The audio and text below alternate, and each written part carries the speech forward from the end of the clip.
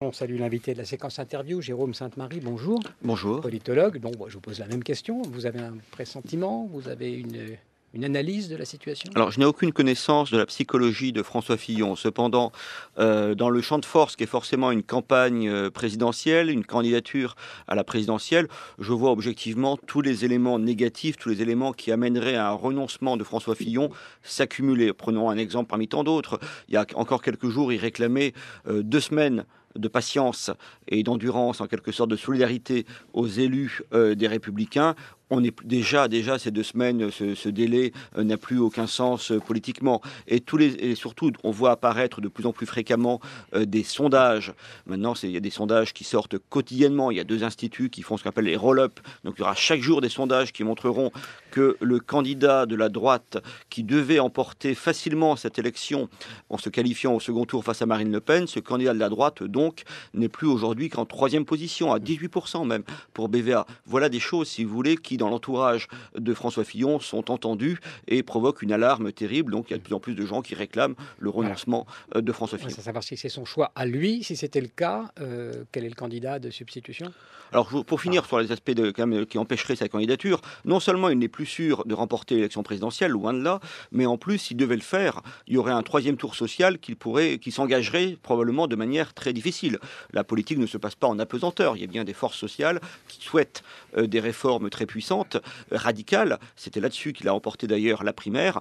Aujourd'hui, il est facile de le stigmatiser s'il était élu président des riches. Il lui arriverait la même chose que Nicolas Sarkozy en 2007, et sa capacité à réformer le pays en serait très affaiblie. Beaucoup de raisons pour renoncer, donc, si c'était le cas.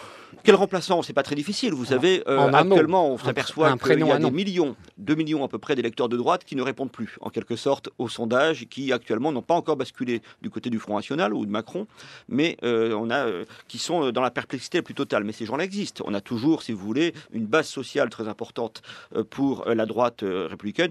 Donc je pense qu'Alain Juppé serait malgré tout le meilleur s'il avait l'intelligence de faire un ticket avec quelqu'un incarnant une ligne peut-être plus dure, comme par exemple Laurent Wauquiez.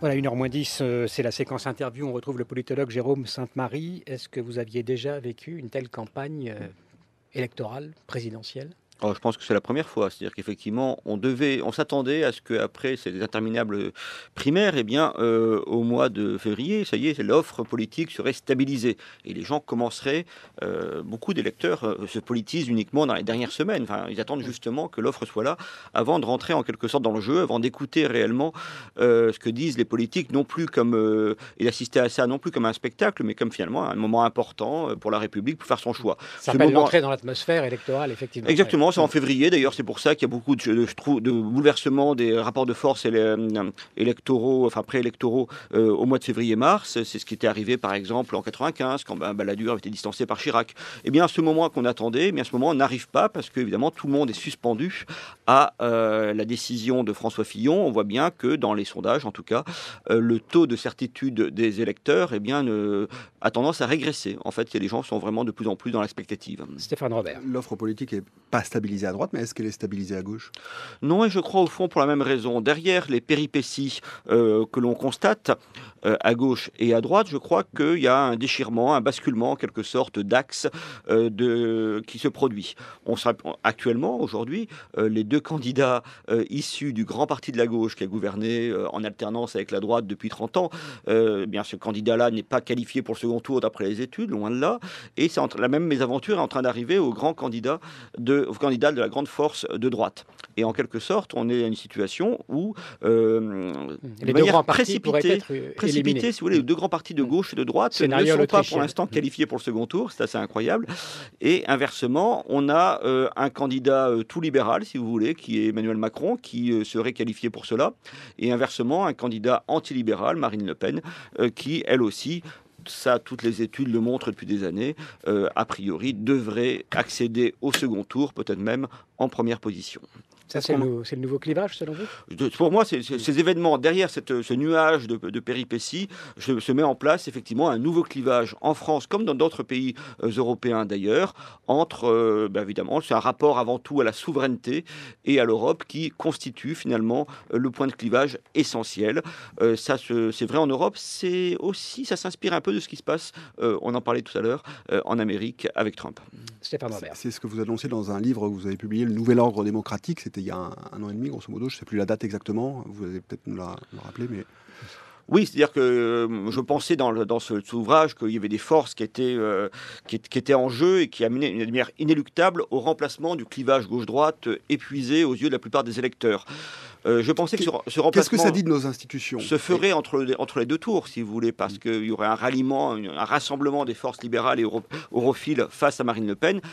Les événements font que c'est en train de se produire avant même le premier tour. En tout cas, il y a une vraie cohérence idéologique du côté d'Emmanuel Macron, même si ce n'est pas très explicite pour l'instant. Il y a une vraie cohérence idéologique du côté de Marine Le Pen.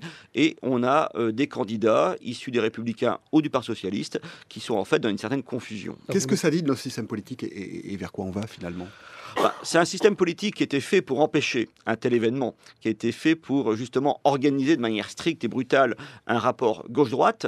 Et aujourd'hui, comme ce système n'a pas réussi à se réformer, par exemple en introduisant la proportionnelle à l'Assemblée nationale, il n'y a pas de grande coalition possible.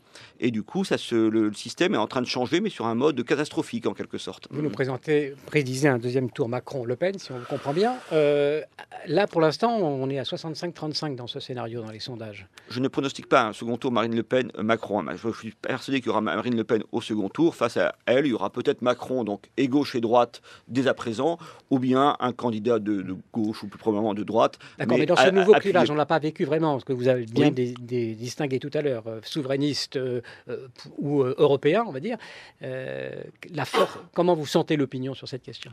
En quelques mots. Pour l'instant, si vous voulez, le rapport de force est plutôt en faveur du camp libéral et européen, notamment par l'appui de très nombreux retraités et de l'ensemble des forces sociales actives. Il faut être très prudent. Ce rapport de force que j'ai décrit pour la présidentielle a déjà eu lieu dans plusieurs régions récemment et dans 700 cantons au second tour sur 2000 aux dernières départementales. C'était le Front National qui était opposé à une autre force.